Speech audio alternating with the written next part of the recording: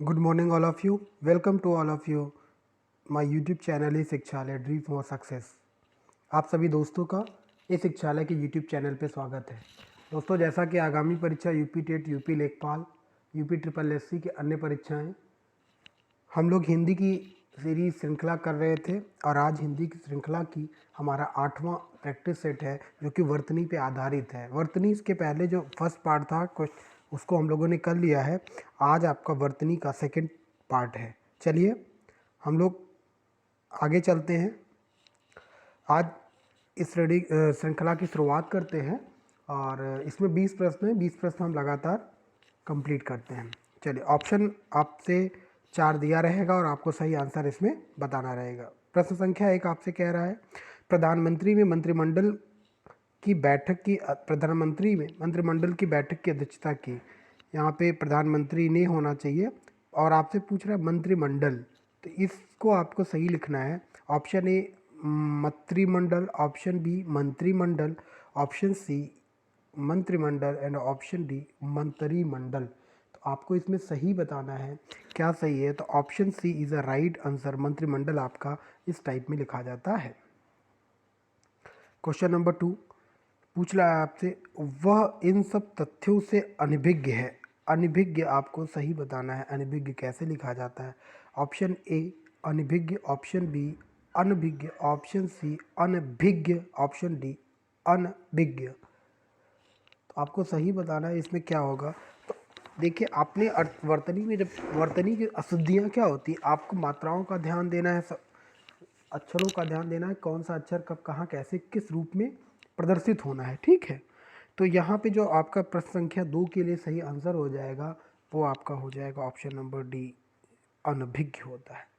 प्रश्न संख्या 3, स्वातंत्र संग्राम में हजारों वीरों ने अपने प्राणों की आहुति दे। ऑप्शन आपसे दिया हुआ है, तो यहाँ पे स्वातंत्र की बात हो रही है, इसमें आपको सही बताना है। ऑप्शन ए स्वतंत्र, ऑप्शन बी स्वातंत्र, ऑप्शन डी स्वातांत्र, ऑप्शन डी स्वातानत्रय। तो आपको बताना है इसमें सही आंसर क्या होगा। प्रश्न संख्या 3 के लिए जो सही आंसर हो जाएगा वो ऑप्शन नंबर बी सही हो जाएगा, स्वातंत्र्य होता है। प्रश्न संख्या 3, भारतीय समाज का पुनरुत्थान शिक्षा के विकास से संभव है। तो आपको इसमें पुनरुत्थान शब्द के लिए जो सही वर्तनी है उसको बताना है। ऑप्शन ए पुनरुत्थान, ऑप्शन बी पुनरुत्थान, ऑप्शन सी पुनरोत्थान, ऑप्शन डी पुनरोत्थान। पुनरुत्थान मतलब दोबारा इसको जो हमें इसमें चीज़ें उठानी हैं, जो नया नवीनीकरण करना है, वही पुनरुत्थान का मतलब है आपको। तो ऑप्शन इसमें कौन सा सही हो जाएगा। प्रश्न संख्या 4 के लिए जो ऑप्शन सही हो जाएगा वो ऑप्शन बी पुनरुत्थान इस प्रकार से लिखा जाता है। प्रश्न संख्या 5, उनके स्नेह की अंतरस्त्रीसरता मुख्य मुद्रा से स्पष्ट झांक रही थी। ऑप्शन आपको दिए गए हैं, आपको बताना है कौन सा ऑप्शन सही है। ऑप्शन ए अंतस्थलीय, ऑप्शन बी अंतस्थलीय, ऑप्शन सी अंतसातलीय, ऑप्शन डी अस्थलीय। आपको सही ऑप्शन बताना है प्रश्न संख्या 5 के लिए। तो प्रश्न संख्या 5 के लिए जो सही ऑप्शन हो जाएगा वो ए हो जाएगा, अंतस्थलीय जो है वो सही हो जाएगा। प्रश्न संख्या 6 जो है, प्रश्न संख्या 6 आपको, नायिका उत्ग्रीव रहकर दिन भर नायक की प्रतीक्षा करती रही। उत्ग्रीव में जो शब्द है उसका आपको वर्तनी सही करना है। तो ऑप्शन ए जो हो जाएगा वो उत्ग्रीव, ऑप्शन बी उद्वीव, ऑप्शन सी उद्वीव एंड ऑप्शन डी उद्रीव।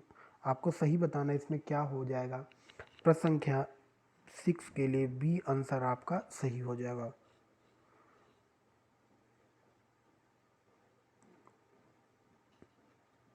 प्रश्न संख्या 7 आपसे 7वां पूछ रहा है, युधिष्ठिर।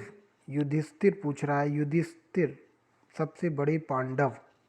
तो आपसे पूछ रहा है युधिष्ठिर कैसे लिखा जाएगा सही, युधिष्ठिर की सही वर्तनी क्या होगी। Option A Yudhishthir, option B Yudhishthir, option C Yudhishthir and option D Yudhishthir. तो आपको इसमें सही आंसर बताना है। 7 के लिए जो सही आंसर हो जाएगा वो ऑप्शन नंबर बी युधिष्ठिर। आपको पता है पांडव 5 भाई थे, इसमें युधिष्ठिर सबसे बड़े थे जिन्हें धर्मराज भी कहा जाता है। ऑप्शन प्रश्न संख्या 8 के लिए देखिए, अनुशासन के अभाव में विद्यार्थियों में उच्छृंखला आती है। तो आपको उस श्रृंखला जो लिखा है यहाँ, उस श्रृंखला, उसके लिए सही शब्द जो वर्तनी उसको बताना है। ऑप्शन ए उच्च श्रृंखलता, ऑप्शन बी उच्च श्रृंखलता, ऑप्शन सी उच्च श्रृंखला एंड ऑप्शन डी उच्च श्रृंखला। तो आपको बताना है कौन सा ऑप्शन इसके लिए सही हो जाएगा। तो option A is the right answer for question number 8, उच्च श्रृंखलता। ये आपका ऑप्शन नंबर 8 के लिए सही जवाब हो जाएगा। प्रश्न संख्या 9, सभी देशवासियों को देश की समस्याओं के समाधान के लिए स्वयमेव सनद्ध हो जाना चाहिए। ऑप्शन ए सनद्ध, ऑप्शन डी अनद्ध, सन्नद्ध एंड ऑप्शन सी सन्नद्ध एंड ऑप्शन डी सनद्ध। तो अब प्रश्न संख्या 9 के लिए क्या ऑप्शन सही हो जाएगा? प्रश्न संख्या 9 के लिए जो ऑप्शन सही हो जाएगा वो option number A is the right answer for question number 9। प्रश्न संख्या 10, आजकल आयुर्वेदिक औषधियों की विश्वसनीयता बढ़ रही है। आयुर्वेदिक औषधियों की विश्वसनीयता बढ़ रही है। आपसे पूछ रहा है आयुर्वेदिक कैसे सही लिखा जाएगा। Option A ayurvedic, option B ayurvedic, option C ayurvedic and option D ayurvedic. तो प्रश्न संख्या 10 के लिए जो सही आंसर हो जाएगा वो हो जाएगा आयुर्वेदिक, बी फॉर आंसर सही हो जाएगा प्रश्न संख्या 10 के लिए। प्रश्न संख्या 11, कृष्ण भक्ति काव्य में ऐसा बहुत कुछ है जो नित्य और निमित्तिक सांप्रदायिक कामों से संबंधित है। तो आपसे जो इसमें पूछ रहा है ये निमित्तिक जो लिखा हुआ है इसका सही वर्तनी क्या होगा। तो ऑप्शन ए निमित्तिक, ऑप्शन बी नैमित्तिक, ऑप्शन सी निमित्तिक एंड ऑप्शन डी निमित्तिक। तो प्रश्न संख्या 11 के लिए जो सही आंसर हो जाएगा वो नैमित्तिक होता है। नैमित्तिक आपका सही आंसर हो जाएगा प्रश्न संख्या 11 के लिए। प्रश्न संख्या 12, दिन व दिन रसायनों के अप्रत्याशित प्रभाव सामने आ रहे हैं। अप्रत्याशित जो आपका लिखा, अप्रत्याशित लिखा है, यही आपका सही वर्तनी बताना है इसी का शब्द का। ऑप्शन ए अप्रत्याशित, ऑप्शन बी अप्रत्याशित, ऑप्शन सी अप्रत्याशित एंड ऑप्शन डी अप्रत्याशित। तो प्रश्न संख्या 12 के लिए जो सही आंसर हो जाएगा वो ऑप्शन नंबर सी अप्रत्याशित। प्रश्न संख्या 13, उपनिषदों को गीता का सतरोत कहा जाता है। सतरोत जो शब्द लिखा है इसका वर्तनी आपको सही करना है। ऑप्शन ए श्रुत, ऑप्शन बी श्रुत, ऑप्शन सी स्रोत एंड ऑप्शन डी स्रोत। प्रश्न संख्या 13 के लिए जो सही आंसर हो जाएगा वो आपका डी हो जाएगा। डी प्रश्न संख्या 13 के लिए सही आंसर हो जाएगा। प्रश्न संख्या 14 आपसे कह रहा है पति पत्नी के जोड़े को दंपति कहते हैं। दंपति का सही वर्तनी आपको बताना है। ऑप्शन ए दंपति, ऑप्शन बी दंपति, ऑप्शन सी दंपति एंड ऑप्शन डी दंपति। ऑप्शन सी और डी देखिए समान है तो आपको सही आंसर इसमें बताना है। तो प्रश्न संख्या 14 के लिए जो सही आंसर हो जाएगा वो ऑप्शन नंबर बी दंपति।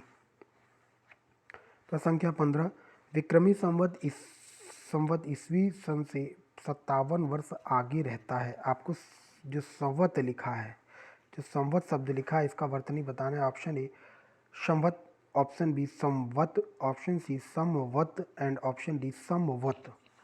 तो प्रश्न संख्या 15 के लिए जो सही आंसर हो जाएगा वो ऑप्शन नंबर ए संवत, ऐसे ही वर्तनी शुद्ध होती है। प्रश्न संख्या 16, अत्यधिक व्यस्तता से जीवन में निरस्ता आ जाती है। अत्यधिक जो शब्द लिखा हुआ है इसका वर्तनी आपको सही करना है। ऑप्शन ए अत्यधिक, ऑप्शन बी अत्यधिक, ऑप्शन सी अत्यधिक एंड ऑप्शन डी अत्यधिक। प्रश्न संख्या 16 के लिए जो सही आंसर होगा वो आपको प्रश्न संख्या सी के लिए अत्यधिक जो होगा ऑप्शन सी, ऑप्शन डी अत्यधिक। तो प्रश्न संख्या 16 के लिए जो सही आंसर हो जाएगा वो आपका ऑप्शन नंबर बी अत्यधिक जो है वो सही आंसर हो जाएगा। प्रश्न संख्या 17, अंग प्रत्यारोपण के क्षेत्र में भारतीय शल्य चिकित्सक पर्याय सफल रहे। तो यहाँ पे जो चिकित्सक लिखा है वो आपको सही आंसर बताना है। चिकित्सक का वर्तनी सही क्या होगा। ऑप्शन ए चिकित्सक, ऑप्शन बी चिकित्सक, ऑप्शन सी चिकित्सी, ऑप्शन डी चिकित्सक। तो प्रश्न संख्या 17 के लिए जो सही आंसर हो जाएगा वो ऑप्शन नंबर डी। प्रश्न संख्या 18, संस्कृत संलिष्ट भाषा है। आपको बताना है संलिष्ट जो लिखा हुआ इसकी शुद्ध वर्तनी क्या होगी। ऑप्शन ए संलिष्ट, ऑप्शन बी संश्लिष्ट, ऑप्शन डी संलिष्ट एंड ऑप्शन डी कोई त्रुटि नहीं इनमें से। तो प्रश्न संख्या 18 के लिए जो सही आंसर हो जाएगा वो ऑप्शन नंबर, प्रश्न संख्या 18 के लिए ऑप्शन नंबर ए आपका सही हो जाएगा।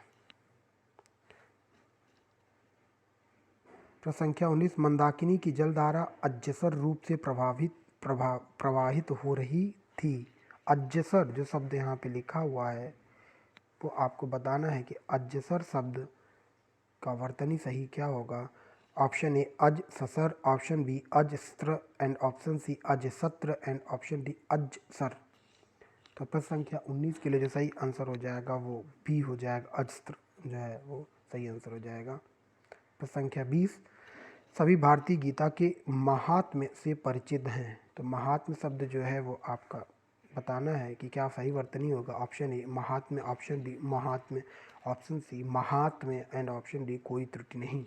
तो प्रश्न संख्या 20 के लिए जो सही आंसर हो जाएगा ऑप्शन नंबर ए। तो मित्रों ये रहा आपके पूरे के पूरे 20 प्रश्न इस श्रृंखला के लिए। अब हम लोग अगले श्रृंखला में कल आपसे फिर मिलेंगे। ठीक है दोस्तों, तो आपको अगर ये वीडियो सही लगी हो, आपके परीक्षा के लिए उपयोगी साबित हो, तो आप लाइक और सब्सक्राइब या अपने और भी ग्रुप में शेयर कर दीजिएगा। तो आज के लिए इतना ही दोस्तों, जय हिंद।